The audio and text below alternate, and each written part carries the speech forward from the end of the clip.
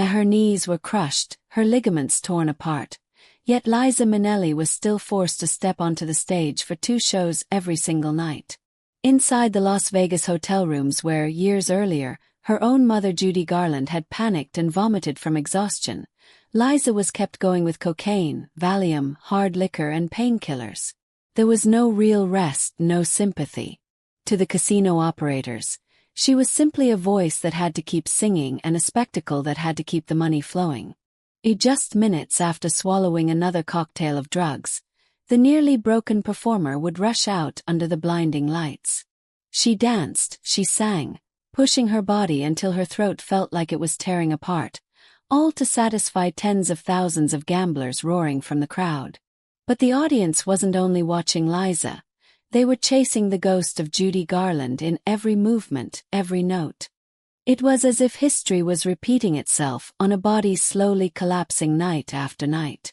What fear, or what pressure, made Liza quietly accept this fate, allowing the casinos to drag her down the very same path of self-destruction her mother had once walked? During the 1970s and 1980s, Las Vegas itself was undergoing a massive transformation. The era of mob-run casinos, where deals were sealed with handshakes and intimidation, yet performers were sometimes granted a rough kind of respect, was rapidly disappearing. In its place came the cold calculations of corporate hospitality boards and Wall Street investors. But even as the owners changed, the desert city's core philosophy remained exactly the same. The show must go on, and the performer must keep singing, no matter the cost. The core strategy was simple: extract the maximum wealth from tourists while keeping the casino's liability as low as possible. In this carefully controlled corporate environment, live entertainment became completely separated from ideas of artistic expression, emotional release, or the preservation of theatrical craft. The enormous entertainment palaces of Las Vegas, vast showrooms capable of seating thousands, fitted with advanced acoustics, heavy velvet curtains, and elaborate lighting systems, were never truly designed to honor music or dance. And instead, these multi-million-dollar theaters were operated as calculated loss leaders. Corporate executives who controlled the casino empires knowingly accepted enormous financial losses on the shows themselves. The expensive union orchestras, the massive electricity costs required to power the lighting systems, and the elaborate stage productions often far exceeded whatever revenue was generated from ticket sales. Yet none of that concerned the executives running the operation, because the real profit did not exist inside the theater at all. It waited just beyond the thick wooden doors, under the bright artificial lights of the casino floor. Liza Minnelli was never brought to the Nevada desert simply to sell tickets or entertain a polite seated audience for 90 minutes. To the executives, she was not viewed as an independent artist, but as a powerful attraction designed to draw crowds into the building, and ultimately guide them toward the gambling tables where the real money was made. In reality, she was valued, contracted, and deployed less like an artist and more like a powerful biological catalyst. The message from the hotel executives, never written but always understood, was brutally clear: pour every ounce of physical strength onto the stage. Night after night, Liza Minnelli was expected to ignite the room with an overwhelming storm of sound, movement, and raw adrenaline, performing with such intensity that the entire theater seemed to vibrate with energy. That explosion of energy had a very specific purpose. It was meant to surge through the darkened auditorium and overwhelm the nervous systems of the thousands of spectators watching from their seats. In the language of casino management, success was not measured in applause or critical praise. It was calculated through a cold financial metric known as the drop, the total volume of cash that guests exchanged for casino chips or pushed into slot machines. And once the final curtain fell, especially after the chaotic, alcohol-soaked midnight performance, the real objective began. Executives needed that enormous crowd to pour out of the theater in a state of restless excitement. Their adrenaline already surging, their dopamine levels heightened by the sheer physical spectacle they had just witnessed, the audience would spill onto the casino floor buzzing with energy. In that charged emotional state, The path from the theater doors to the gambling tables became almost inevitable. The strategy behind it all bordered on psychological warfare. A calm and satisfied audience would simply return to their hotel rooms, order room service, and fall asleep. But a crowd that had been pushed into a manic, euphoric state behaved very differently. Electrified by the performance they had just witnessed, they were far more likely to march straight toward the blackjack tables, roulette wheels, and baccarat pits, recklessly chasing the emotional rush that still pulsed through their veins. To guarantee this reaction, the physical design of every major hotel on the Las Vegas Strip was carefully engineered. The showrooms were never placed near the front entrances or hotel lobbies. Instead, they were deliberately hidden deep in the farthest corners of the property. When the show ended, thousands of overstimulated, often heavily intoxicated guests were forced to wander through an endless labyrinth of gambling pits and rows of ringing, flashing slot machines just to find their way out. Even the smallest details of the environment were designed to keep them trapped in that heightened state. The carpets featured loud, swirling geometric patterns meant to keep the eyes constantly moving and subtly disorient the mind. Clocks and windows were completely absent, erasing any sense of time passing. Meanwhile, casinos pumped cool, oxygen-rich air through the building, keeping patrons awake and alert long after their bodies would normally demand sleep. To leave the theater, the audience had no choice but to pass directly through the casino floor, bombarded by a storm of flashing lights, ringing machines, and crowded gambling pits before they could even locate an exit. In this carefully engineered system, Liza Minnelli had one clear corporate function: ignite the audience's nervous systems and send them into that sensory battlefield already charged with adrenaline. Her performance was the spark that set the entire mechanism in motion. To make sure this biological revenue engine never stopped running, the legal agreements binding performers to the casinos were constructed like iron shackles. For the corporate boards, an empty showroom was not merely a disappointing night of entertainment, it represented a dangerous disruption to the entire economic ecosystem of the casino floor. If an artist cancelled even one show because of pure exhaustion, a torn knee ligament from hours of dancing, or a throat infection that left them bleeding and unable to sing, the consequences could be severe. The casino would not simply apologize to the audience or offer sympathy to the performer.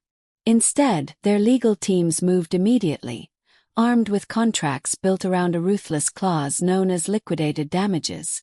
Backed by seemingly endless corporate resources, casino lawyers could launch devastating multi-million-dollar lawsuits, not only demanding compensation for the cancelled performance itself, but also for the orchestra costs, the refunded tickets, and the broader financial disruption the empty stage caused to the gambling empire surrounding it.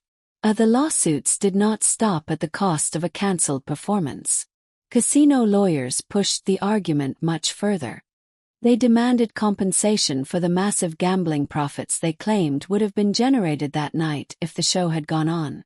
In their calculations, the absence of Liza Minnelli meant the baccarat tables, craps pits, and roulette wheels had been deprived of the energized crowds her performance was meant to deliver. In cold mathematical terms, they argued that by failing to appear on stage, she had effectively robbed the casino floor of its expected nightly yield. This ruthless legal strategy created a terrifying reality for performers. Illness, injury, or exhaustion no longer mattered. The constant threat of catastrophic financial penalties, federal lawsuits, and the possibility of permanent blacklisting within the entertainment industry forced artists to continue performing no matter how much pain their bodies endured. The stage lights stayed on, even when the performer standing beneath them was barely holding together.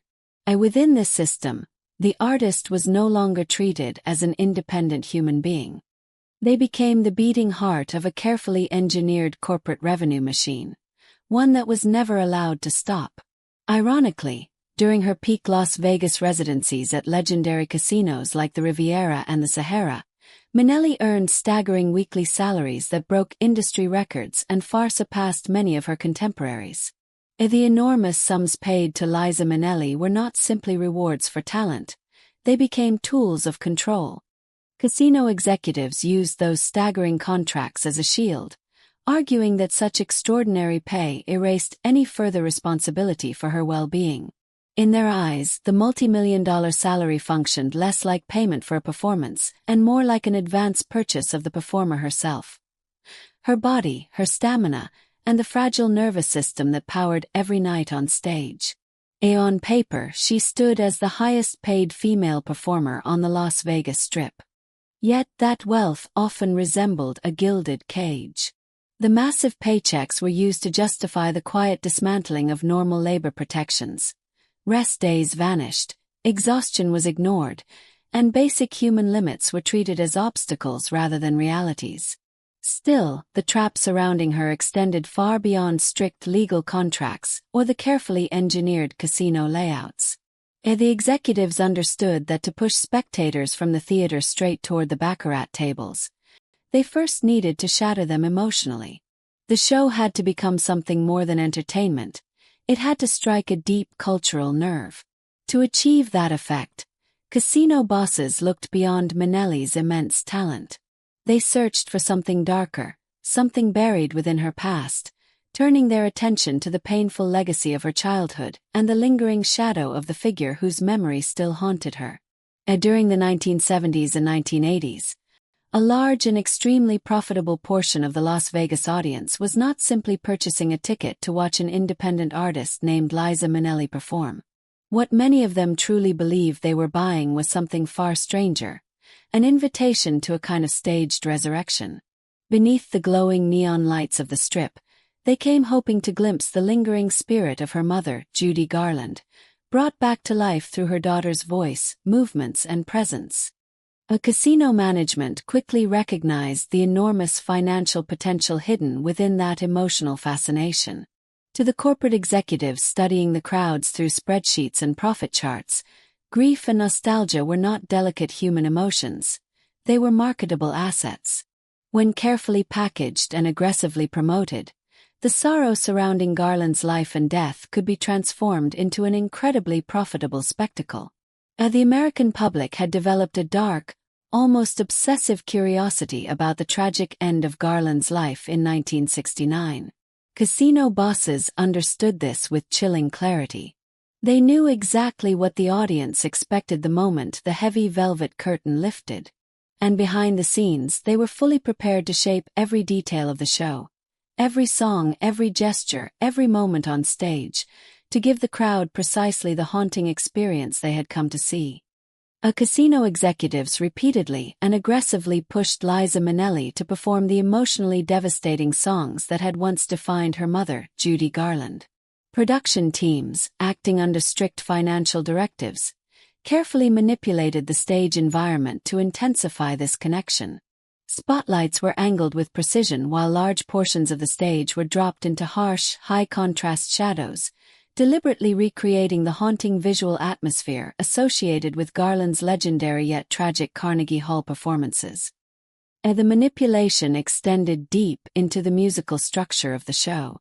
Orchestral arrangements were deliberately adjusted by musical directors so the crescendos, crashes, and dramatic swells closely mirrored the emotional intensity of Garland's historic performances. At the same time, Liza was subtly pressured to imitate the trembling, hyper-emotional vocal vibrato that had characterized her mother's final and most agonizing years on stage. The producers were not interested in Liza's natural strength. They were chasing the fragile illusion of Judy.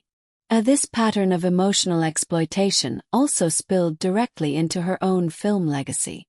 Casino executives aggressively capitalized on Minnelli's Academy Award-winning role as Sally Bowles in the film Cabaret, demanding that she repeatedly recreate the desperate, decadent energy of the Weimar-era nightclub world.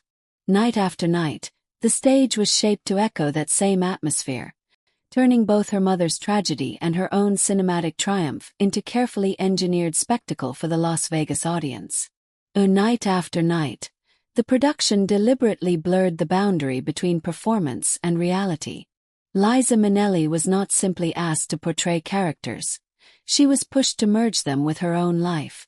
The image of the reckless, self-destructive nightclub singer was quietly fused with a real woman standing under the spotlight, and her genuine personal struggles were subtly marketed as part of the spectacle itself. When she launched into the powerful anthem, New York, New York, a song built around triumph and vocal domination, the executives demanded something far more extreme. They wanted explosive, almost uncontrollable intensity. The crowd expected to see the strain, the veins tightening in her neck, sweat flying under the lights, as if the song itself had become a test of endurance rather than a celebration of survival. In this environment, the industry effectively forced a grieving daughter to reopen her deepest emotional wounds before thousands of intoxicated strangers every night. Her personal grief became a commercial asset. The lingering shadow of her mother, Judy Garland, was transformed into a profitable narrative, with executives exploiting that intimate vulnerability as a calculated marketing strategy. What appeared on the surface to be a heartfelt tribute often functioned as something far darker, a form of psychological pressure disguised as entertainment.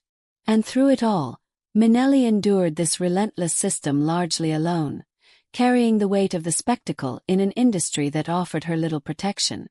For years, the male superstars who ruled the Las Vegas stage moved through the casino world with an unspoken protective alliance. They shared the spotlight, traded verses, and controlled the rhythm of their shows with relaxed confidence. Many of them performed almost casually, chatting with the audience, holding a drink in hand, pacing their performances so effortlessly that they barely seemed to break a sweat. Liza Minnelli was given no such freedom. As a lone female headliner responsible for carrying the entire financial weight of the showroom, she faced far harsher expectations. Casino executives did not want a relaxed vocal performance. They demanded relentless motion, explosive choreography, and constant physical intensity. Simply standing at a microphone and singing was never enough. Her contract required a high-impact, adrenaline-charged spectacle that pushed her body far beyond what most performers were ever asked to endure. The physical toll of sustaining this illusion night after night was enormous. Maintaining that level of energy was not just difficult, it was biologically unsustainable. Yet the Las Vegas entertainment system of the era ran on a brutal schedule.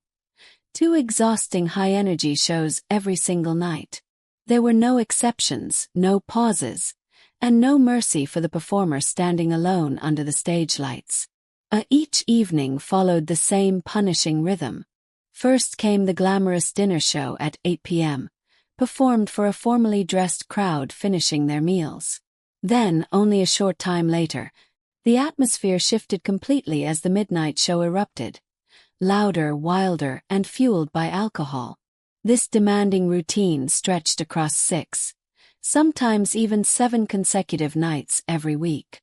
In just a matter of days, Liza Minnelli could be forced to deliver up to 14 explosive high-intensity performances. The brief gap between the final breathless bow of the early show and the thunderous orchestral opening of the late performance offered her body almost no chance to recover. Her muscles never had time to cool down. The countless microscopic tears forming in her calves and thighs during the choreography could not properly heal. At the same time, her circulatory system struggled to clear the burning buildup of lactic acid flooding her bloodstream. Night after night, she was performing in a growing state of physical deficit, pushing forward while her body remained locked in deep exhaustion. And yet the choreography that made her performances so unforgettable only intensified the strain. The sharp, stylized movements, heavily shaped by her collaboration with the legendary Broadway director and choreographer Bob Fosse, created a visually stunning stage presence. But biomechanically, the style was brutally demanding. With its angular poses, sudden stops, and relentless precision, it was never designed for long-term joint protection or physical sustainability. What audiences saw as dazzling artistry often came at the cost of enormous hidden stress on the performer's body. The choreography was never designed with longevity or physical safety in mind. Its purpose was immediate visual impact, sharp movements, intense physical tension, and a provocative stage presence. Under the influence of Bob Fosse, performers were pushed into striking poses that often defied the body's natural alignment. Dancers were required to hold awkward, inward-turned knee positions that forced the femur and tibia into unnatural internal rotation while the body carried full weight through the joint. The strain did not stop there. The routines demanded constant, forceful pelvic thrusts that repeatedly compressed the lower lumbar spine and jolted the sacroiliac joint. At the same time, the upper body was locked into hunched shoulders and rigid posture. This restricted deep diaphragmatic breathing and fixed the cervical spine in a tense, unnatural position while the performer was still expected to sing with power and control. The choreography then escalated into explosive high kicks and rapid leg snaps that stretched the hamstrings to their limits. Each movement ended with the performer dropping their full body weight onto a single locked joint. Liza Minnelli executed these violent kinetic motions again and again on unforgiving theater surfaces, hard wooden stages or even concrete floors without proper spring. And all of it was performed in rigid, elevated theatrical high heels. Every step, leap, and landing sent harsh shock waves directly through her skeletal system. Day after day, the cumulative trauma became unavoidable. The predictable medical consequence of this relentless physical punishment was the gradual destruction of the meniscal cartilage in her knees, a devastating outcome built into the very mechanics of the performance itself. The natural fluid-filled shock absorbers in her joints were entirely ground away by the sheer repetitive force of the choreography. Her spinal discs became severely compressed under the repeated impact, leading to herniations, and she suffered countless agonizing micro-tears across her major ligaments. She was quite literally grinding her skeleton into dust for the applause. Furthermore, the architectural design of the specific Las Vegas stages she commanded actively exacerbated this anatomical ruin. To ensure optimal sightlines for the massive sprawling booths at the back of the room, many of these elite showrooms utilized raid stages built with a severe permanent downward slope toward the audience. Executing aggressive high-impact FSY choreography on a sharply angled incline fundamentally altered her center of gravity. It forced her to constantly fight a downward physical momentum, placing unprecedented tearing strain on her Achilles tendons and pushing the entirety of her kinetic impact directly onto her knees with every single landing. She was not just dancing. Night after night, she hurled her body against gravity, balanced on towering high heels under blinding stage lights. While the relentless choreography was already dismantling her skeletal system piece by piece, another invisible battle was raging inside her throat. In the harsh desert climate of Las Vegas, her vocal cords faced an equally punishing assault. Filling the vast space of a 2,000-seat showroom was not simply singing. It was a brutal physiological challenge that demanded far more than ordinary vocal strength. The room itself was an enemy. The sharp clinking of heavy glassware never stopped. Waves of conversation rolled through the crowd, and a powerful 30-piece orchestra thundered just feet away. To rise above that wall of sound, she had to push her voice far past the boundaries considered safe for the human body. Gentle, carefully protected vocal techniques simply weren't enough to survive the acoustic chaos surrounding her. Instead, she unleashed raw power. Her performances relied on intense chest belting and rough, raspy vocal growls designed to cut through the noise like a blade. And she did all of it while her body was already in overdrive. Her heart racing beyond 150 beats per minute as she executed demanding high-intensity choreography. Each breath dragged in the bone-dry, heavily air-conditioned desert air, turning every note into a test of endurance. What the audience heard as electrifying power was, in reality, a relentless war between her voice, her body, and the unforgiving environment of the stage. As if the brutal strain on her voice were not enough, the air she breathed on stage made the battle even more dangerous. The massive Vegas showrooms were constantly clouded with thick layers of second-hand cigarette and cigar smoke, filling the room with unfiltered toxins. For a singer, this was a nightmare environment. The delicate mucosal lining of her throat faced a relentless attack, dry desert air stripping away moisture while chemical irritants and vocal friction tore at her vocal folds. Over time, this vicious combination caused tiny internal hemorrhages to form again and again across the surface of her vocal cords. The damage did not simply heal and disappear. Continuous trauma gradually forced her body to form rigid fibrous nodules along the vocal folds, painful growths that permanently altered the very instrument she depended on to survive. But the toll of the stage extended far beyond her voice. Even the glamorous image the audience adored carried its own hidden weight, pressing down on an already exhausted body struggling to endure the nightly spectacle. The dazzling costumes she wore, crystal-studded creations designed by legendary fashion houses such as Halston, were breathtaking works of art under the lights. Yet behind their beauty, they functioned almost like armor. Many of these elaborate outfits weighed between 5 and 10 kilograms. Wrapped in these heavy garments, she stood beneath blazing industrial spotlights that drove the stage temperature well beyond 40 degrees Celsius, transforming every performance into a physical trial.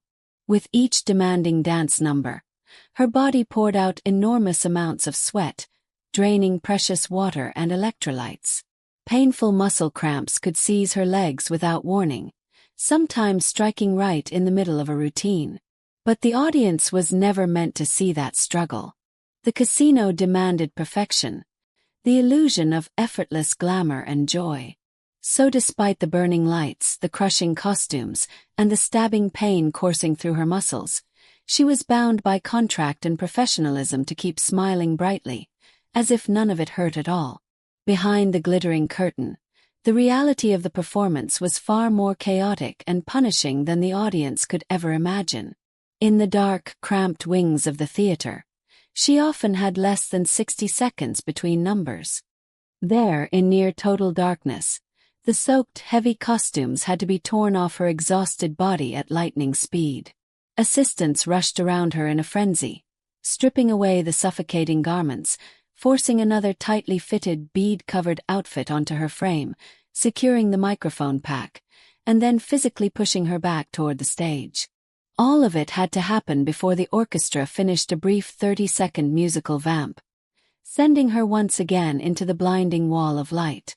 Night after night, the relentless choreography and the bone-dry desert heat pushed her body closer to collapse. The constant strain ground away at cartilage, while her vocal cords endured repeated hemorrhaging under the pressure of projecting through the roaring showroom. Slowly, inevitably, her biology began to fail. Yet the Las Vegas entertainment machine, fiercely guarding the millions of dollars tied to each night's performance, had little tolerance for human limits. When sheer determination and adrenaline were no longer enough to keep her moving, the system stepped in with a different solution. Instead of allowing proper recovery, the solution became a tightly controlled regime of pharmaceutical intervention. As the crushing daily pressure took its toll and her body began shutting down, knees locking, muscles seizing in the darkness backstage, her voice reduced to a harsh metallic whisper, the response was not rest. The vast hospitality machine surrounding the show did not slow down for hospital visits, physical therapy, or the basic biological need to recover. The show had to continue, and the machinery of Las Vegas ensured that it did. In the ruthless economy of the Las Vegas entertainment machine, a cancelled show was far more than a simple inconvenience. One dark stage meant a quiet casino floor, and a quiet casino floor meant lost millions. For the corporate executives running the operation, that kind of silence was unacceptable. So when a performer's body began to break down, the system didn't pause. Instead, the casino's own contracted doctors were sent into the underground backstage corridors, summoned not to offer rest, but to ensure that the heavy velvet curtains still rose on schedule. These physicians operated under a very different set of priorities than traditional medicine. Their loyalty was not directed toward the long-term well-being of the artist, but toward the casino's financial engine and the nightly revenue it generated. In many ways, they functioned more like pit crew mechanics in a brutal racing circuit, called in to repair the machine just enough to keep it moving. Their role was simple and uncompromising. Keep the performer's body operational through the end of the show run, using whatever short-term pharmaceutical solutions were required. The long-term consequences of those interventions were rarely part of the calculation. What mattered was immediate functionality, not future health. Gradually, this relentless medical management created something far more disturbing than simple treatment. A tightly controlled chemical cycle designed to override the body's natural limits. In time, that system began to dominate every aspect of her physical rhythm, replacing normal biological recovery with a harsh, regulated loop of stimulation, survival, and exhaustion that kept the spectacle alive night after night. By that point, the energy driving her onto the stage was no longer purely human. Her endurance had become the result of a carefully measured pharmaceutical cocktail, administered with clinical precision just minutes before the orchestra launched into its thunderous overture. In the dressing room, casino doctors prepared the performer the way a mechanic prepares a damaged machine for one more race. Thick hypodermic needles were pushed directly into her swollen knee joints, delivering powerful injections of liquid cortisone intended to silence the intense inflammation raging inside them. The effect was immediate and deceptive. The potent steroid temporarily dulled the burning pain within the synovial fluid of the joint, allowing her to bend, step, and jump once again. On the surface, it looked like a miraculous recovery. In reality, it was only a chemical mask, one that made it possible for her to perform the punishing choreography demanded night after night. Medical science, however, is clear about the hidden cost of this solution. Repeated cortisone injections inside a joint can interfere with the body's natural ability to produce collagen, the very substance that maintains the strength and structure of cartilage. By repeatedly numbing the pain and sending her back onto the stage with a compromised joint, the system was quietly accelerating the destruction inside her knees. Over time, the damage compounded. The cartilage that protected her joints began to deteriorate, setting the stage for severe degeneration. In effect, the treatment was trading tomorrow for tonight, sacrificing her long-term mobility so that she could survive one more 90-minute performance under the lights. What the audience witnessed as unstoppable energy was, in truth, a body being pushed far beyond its natural limits for the sake of keeping the show alive. Yet numbing the brutal pain in her knees was only part of the equation. The deeper problem ran through her entire body. After endless nights of punishing choreography, dehydration, and vocal strain, her cells were drowning in exhaustion. As curtain time approached, sheer biological fatigue threatened to shut everything down. In that relentless environment, another dangerous solution crept in: illicit cocaine and powerful pharmaceutical amphetamines.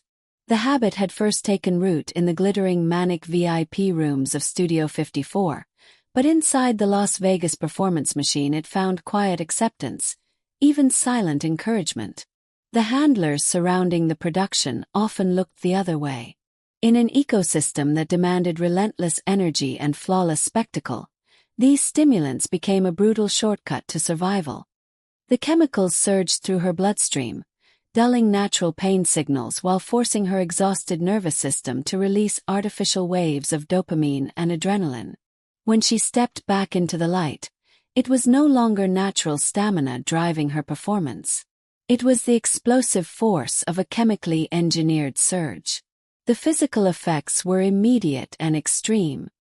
Her pupils widened under the glare of the stage lights. Her resting heart rate shot upward into dangerous rhythms, and the brain's connection to the body's warning signals began to fade.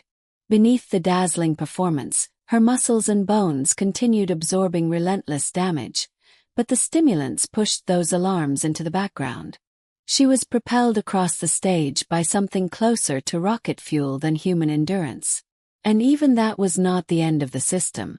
The second phase of this frightening daily chemical cycle existed for a specific purpose: to manage the remaining physical agony that neither stimulants nor cortisone injections could fully suppress. As the show progressed and the damage accumulated under the sweltering lights, another layer of intervention waited in the shadows: ready to keep the performance alive no matter the cost to the body sustaining it. As the performance pushed deeper into the night, the brutal impact of the choreography began to fully register inside her body. Every landing, every turn in high heels sent shockwaves through joints that were already failing. Her central nervous system cried out for relief. To endure the full 90 minutes, another tool became part of the routine. Hard liquor, usually straight vodka with no ice. This was never about celebration or pleasure. On that stage, alcohol served a very different purpose. It functioned as a crude but effective anesthetic. Small, controlled drinks dulled the raw signals traveling through her frayed peripheral nerves. As a depressant to the central nervous system, the alcohol allowed her to briefly push aside the grinding pain in her deteriorating knee joints and the pressure building within her compressed spinal discs. Under the blinding lights, she continued bounding across the stage as if nothing were wrong, while inside her body a silent battle raged with every movement. The danger of this system lay in the violent contradiction it created within her physiology. Powerful stimulants like cocaine were simultaneously forcing her heart and brain into a state of extreme chemical acceleration, pushing her cardiovascular system toward dangerously elevated rhythms. At the very same time, heavy vodka intake was working in the opposite direction, slowing and numbing her nervous system, flooding her body with toxins. While she continued singing at full force, organs like the liver and kidneys struggled at their absolute limits to filter the chemical storm rushing through her bloodstream. And when the final note faded, another phase of the cycle quietly began. Long after the curtain dropped, after the last VIP guest had left the dressing room and the roar of the standing ovation finally faded, the adrenaline that had kept her moving began to collapse. It was often well past 2 or 3 in the morning. What followed was not simple rest, but the final stage of the routine. A chemically induced shutdown designed to force her exhausted body into sleep before the entire punishing cycle began again the next day. Yet even after the curtain had fallen and the theater finally grew silent, her body refused to truly shut down. The massive influx of stimulants still racing through her bloodstream kept her brain firing at a frantic pace. Physically she was shattered, muscles trembling uncontrollably from exhaustion, yet neurologically she remained in overdrive. Her eyes stayed wide open in the quiet desert night, her heart still pounding as if the orchestra were playing. The machinery of her body continued vibrating at full speed, long after the show had ended. To force that overcharged system to stop, another intervention was waiting. Her handlers would administer heavy doses of powerful sedatives, Valium and strong pharmaceutical barbiturates, designed to abruptly silence the chaos inside her nervous system. This was not a gentle path into rest. It was a calculated chemical shutdown meant to overpower the stimulant storm still raging in her brain. But what those drugs delivered was not real sleep. True restorative sleep is the only time the body can repair damaged cells, rebuild exhausted muscles, and process the strain of the day. The barbiturates denied her that essential recovery. Instead of allowing the body to heal, they forced it into a deep chemical blackout. Within minutes, the pills dragged her into an artificial state of unconsciousness, a heavily depressed, coma-like condition that slowed her breathing to dangerously low levels. She would remain in that fragile state for only a few short hours. Then the cycle began again.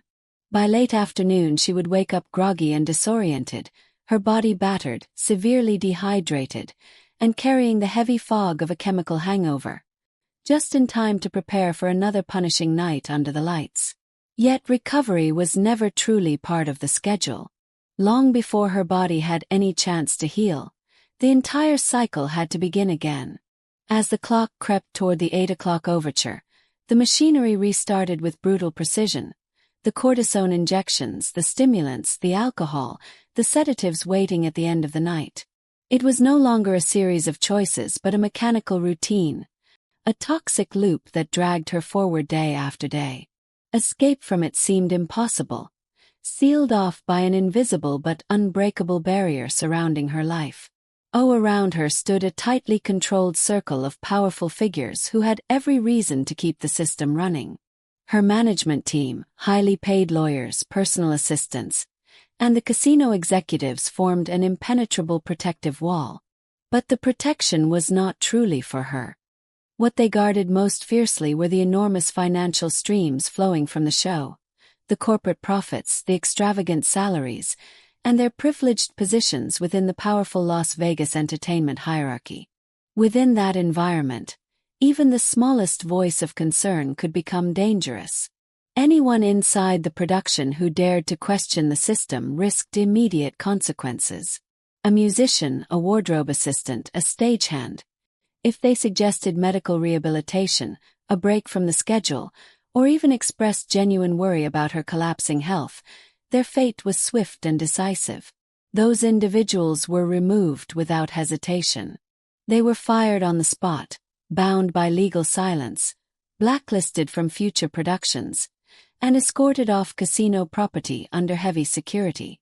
The message was unmistakable. The show would continue, the machine would keep running, and no one within its walls was allowed to interfere with the performance that kept the lights of Las Vegas burning. The extravagant lifestyle enjoyed by the vast entourage surrounding her depended on one simple condition: she had to keep performing. Their privileged access to the immense wealth of Las Vegas, the luxury penthouse suites, the endless fine dining, and their proximity to global celebrity all hinged on a single reality. She had to remain standing on that stage night after night, keeping the casino floor alive and the money flowing. Over time, this system began to resemble something far darker. The people closest to her effectively lived off the profits generated by her relentless exhaustion. By removing anyone who showed genuine concern for her well-being, they created an environment where no warning voices could survive. Musicians, assistants, technicians, anyone who dared to question the toll the schedule was taking on her health quickly disappeared from the operation. In doing so, they eliminated every path through which compassion, medical advice, or even common sense might reach her. What remained was a carefully maintained isolation. With dissent silenced and outside perspectives cut off, she was left surrounded only by those whose interests depended on the continuation of the show. Reality itself became filtered through the priorities of the production machine, leaving little space for honest concern about the toll the work was taking on her body. The betrayal ran even deeper than silent acceptance. In many ways, the system had been deliberately constructed. The very people responsible for protecting her career, her personal managers and agency representatives, individuals legally obligated to safeguard her long-term well-being, were also the ones negotiating the demanding performance agreements with casino executives. The same contracts that guaranteed enormous profits were also quietly locking her into a schedule that pushed her body further and further toward collapse. Behind closed doors, the real negotiations about her future were conducted far from the stage. In cool, air-conditioned boardrooms, executives and representatives quietly calculated percentages and profits, treating her physical limits as negotiable assets. Her cartilage, her vocal health, even the warning signs of a failing body became bargaining chips in deals for larger shares of ticket revenue and lucrative casino back-end agreements. Despite knowing her condition was deteriorating, they still signed off on punishing contracts. 14 shows a week, securing generous management commissions while pushing her deeper into exhaustion. In effect, they delivered her directly into the machinery that demanded constant performance. Yet the deepest and most lasting damage was not only physical. It grew in the lonely, underground spaces where she spent the hours between shows. The dressing rooms hidden beneath the casino floor were nothing like the glamorous backstage suites the public imagined. Many were windowless concrete chambers built beneath the clamor of the gaming halls above. Inside those rooms, the air carried a harsh mixture of medical alcohol, thick clouds of aerosol hairspray, the heat of burning stage lights, and the lingering smell of sweat from bodies pushed past their limits. There was no natural light, no fresh air, no sense of comfort, only the heavy stillness of reinforced walls and artificial lighting that never changed. The psychological shock of her daily routine became almost unbearable. One moment she stood beneath blinding spotlights, surrounded by the thunderous applause of 2,000 cheering fans. The next, she stepped back into the suffocating silence of that underground bunker. That violent contrast, from overwhelming public adoration to absolute isolation, began to erode the boundary between performance and reality, leaving her increasingly alone within the machinery that demanded she return to the stage again and again. The violent contrast between stage and isolation, intensified by the heavy narcotics flooding her system, began triggering severe psychological consequences. Day after day she slipped into episodes of clinical depersonalization, a trauma response where the mind detaches from the body and surroundings as a form of survival. In those moments she no longer felt fully present inside her own life. The person dazzling audiences under the spotlight seemed almost separate from the exhausted figure sitting alone backstage. Gradually, she began to feel less like the star of the show and more like a distant observer watching her own life unfold from somewhere far away. No injection or stimulant could silence that kind of strain. When the barbiturates eventually faded and the chemical fog lifted, she was left alone in the suffocating stillness of her windowless dressing room. Cut off from the outside world by the same entourage that claimed to protect her, she faced long stretches of quiet that felt heavier than the noise of the stage. It was during those drained, restless hours, when her body was depleted and her mind still racing, that the full psychological cost of the routine began to surface. The most difficult moments often arrived in the early morning. Around 4 or 5 o'clock, when even the neon frenzy of the Las Vegas Strip briefly slowed into an eerie calm, the chemical crash would finally hit. The artificial adrenaline and surges of dopamine that had carried her through the night suddenly dropped away from her bloodstream. In that sudden vacuum, exhaustion, confusion, and emotional emptiness rushed in all at once. In those silent hours, the boundaries of who she was, performer, public icon, private person, began to blur. The relentless cycle of stimulation, performance, and collapse left her confronting an unsettling emptiness, a moment where the applause was gone, the lights were dark, and she was left alone with the fragile pieces of an identity strained by the relentless demands of the stage. The human brain was never meant to endure the violent neurological swing created by powerful stimulants followed immediately by heavy sedatives. After hours of being forced into overdrive by cocaine and amphetamines, the sudden chemical suppression left her mind dangerously exposed. The dopamine receptors that had been flooded and overstimulated were now completely drained. In their place came a deep chemical emptiness, an acute state of anhedonia, where pleasure, excitement, and even hope seemed to vanish entirely. In the suffocating quiet of the Nevada night, that emotional vacuum quickly transformed into something darker. With the crowd gone and the lights dimmed outside the theater, her mind became an echo chamber for every hidden fear and unresolved trauma. The silence of the dressing room amplified every insecurity. Sitting alone before the harsh glow of the vanity mirror, the last traces of stage adrenaline slowly faded, replaced by a cold, creeping unease. Under the unforgiving incandescent bulbs, she began the slow ritual of removing the persona the audience had just adored. Thick layers of sweat-proof grease paint had to be dissolved with cold cream, wiped away piece by piece from a face that had spent hours frozen in a performance smile. One by one, the heavy false eyelashes were peeled away, each movement revealing more of the exhaustion beneath the makeup. As the theatrical armor disappeared, the reflection staring back at her grew sharper and more vulnerable. In the bright, shadowless light of the mirror, the angles of her face appeared hollow and tired, her cheekbones casting stark lines that told the story of another night survived. The applause was gone, the glamour washed away, and what remained was a solitary figure confronting the cost of the spectacle she had just delivered. In those silent moments of brutal chemical withdrawal, when the sequined Halston costumes, the iconic bowler hats, and the explosive stage energy had all been stripped away, the illusion finally collapsed. Sitting alone beneath the harsh glare of the dressing room mirror, she stared into the glass expecting to see herself. But what stared back at her felt disturbingly different. The hollow cheeks, the exhausted eyes, the fragile frame. What she saw reflected in the mirror looked hauntingly like the gaunt, tragic face of her mother, Judy Garland. It was not simply a fleeting resemblance created by fatigue or harsh lighting. In those chemically depleted hours, the similarity felt like a brutal confirmation of her deepest fear. With a glass of warm vodka in one hand and a plastic bottle of sedatives resting nearby, moments of chilling clarity would sometimes break through the fog surrounding her mind. In the suffocating silence of that windowless room, the terrifying symmetry of her life began to reveal itself. She could see the pattern with painful precision. The cycle she was trapped in felt eerily familiar, an inescapable, multi-generational trap repeating itself with frightening accuracy.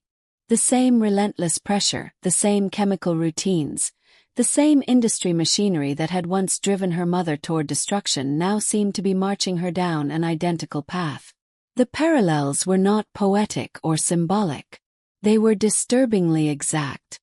Decades earlier, when Judy Garland had been a young star in the 1930s and 1940s, the powerful MGM studio system had enforced a nearly identical regimen. Studio executives demanded impossible schedules, and studio doctors supplied the chemical solutions. Stimulant pep pills kept her working through 18-hour filming days, and when exhaustion finally hit, sleeping pills were used to shut her body down so the cycle could begin again the next morning. Years earlier, the powerful studio system had tightly controlled every aspect of her mother's life. Her weight, her schedule, even the smallest details of her daily routine. She had not been treated as an individual, but as a valuable studio asset whose sole purpose was to generate profit. Decades later, standing under the blazing lights of Las Vegas, the pattern seemed to repeat itself with chilling familiarity. The entertainment machine surrounding Liza Minnelli appeared to be following the same blueprint that had once consumed Judy Garland. The similarities were difficult to ignore. The same classes of powerful sedatives circulated through dressing rooms, the same relentless performance schedules pushed the body beyond its natural limits, and the same high-pressure environments demanded flawless energy night after night. Behind the glamour, the machinery of the industry continued to operate with cold efficiency, driven by executives and financial interests far removed from the physical toll carried by the performer on stage. By the late 1960s, the Las Vegas entertainment system viewed the situation through a purely commercial lens. To the casinos, the name attached to the marquee represented a powerful draw for audiences and revenue. The legacy linking mother and daughter became, in effect, a brand capable of filling showrooms and generating enormous nightly profits.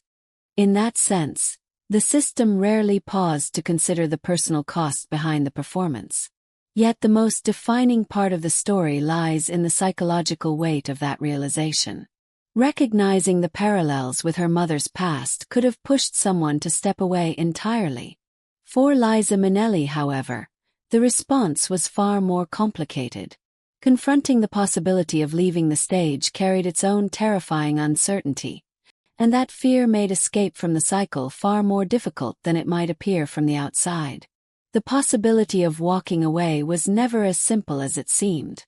If Liza Minnelli had suddenly cancelled her shows, broken the multimillion-dollar contracts, and stepped away from the Las Vegas stage to heal her battered body, another storm was waiting outside the theater doors. The tabloid culture of the 1970s and 1980s thrived on scandal and public collapse. Publications like National Enquirer and the aggressive paparazzi agencies of the era were notorious for hunting stories about the children of famous, troubled icons. Compassion rarely entered the equation. The tabloids were not interested in the biomechanics of ruined joints, vocal damage, or the pressure created by corporate contracts. What they wanted was a narrative of downfall. If she stopped performing, the headlines would not celebrate a performer protecting her health or escaping an exploitative system. Instead, the story would almost certainly be framed as failure. In that environment, the public image of Judy Garland hung heavily over every decision. The press was ready to draw the most painful comparison possible. A cancelled show or a break for medical recovery could easily be twisted into proof that the daughter was repeating the same tragic path as the mother. That fear shaped the pressure surrounding her career. A pause for rest, a hospital stay, or even a moment of vulnerability risked being sensationalized as a dramatic breakdown rather than an act of survival. And in a media landscape hungry for scandal, the story they were most eager to print was the one she feared the most: that history was repeating itself before the entire world. For the tabloid press, the story of the tragic Garland women was simply too profitable to abandon. The narrative fed headlines, fueled gossip columns, and guaranteed public attention.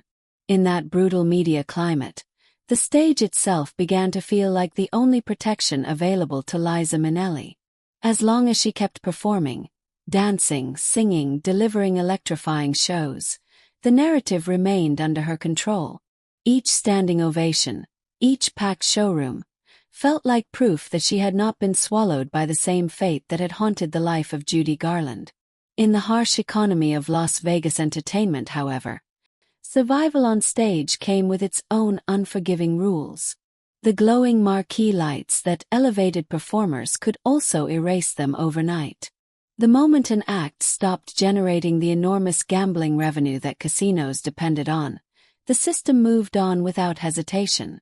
A name that once dominated towering neon signs could disappear almost instantly, replaced by the next performer willing to step into the spotlight. In that environment, oblivion arrived with startling speed. Years, sometimes decades, of relentless work could vanish from public memory in a single moment. The industry rarely paused for gratitude, pensions, or reflection. It simply advanced toward the next attraction capable of filling the seats and keeping the casino floor alive. For someone who had grown up within that world, the lesson had been learned early. Raised around the powerful studio culture of Metro-Goldwyn-Mayer, where performers were often treated as replaceable assets, the idea of self-worth became deeply intertwined with productivity and applause. Over time, that belief settled into something far heavier: a quiet conviction that value existed only as long as the performance continued and the audience kept cheering. Over time, a painful belief began to take root deep within her sense of identity. For Liza Minnelli, existence itself seemed tied to the roar of an audience. The thunder of applause from thousands of strangers became more than appreciation. It felt like the very confirmation that she mattered. In the darkness beyond the footlights, that sound functioned almost like psychological oxygen. Without the blinding warmth of the spotlight and the validation of the crowd, she feared that her sense of purpose, and perhaps even her sense of self, might simply dissolve. At the same time, another shadow lingered constantly over her career.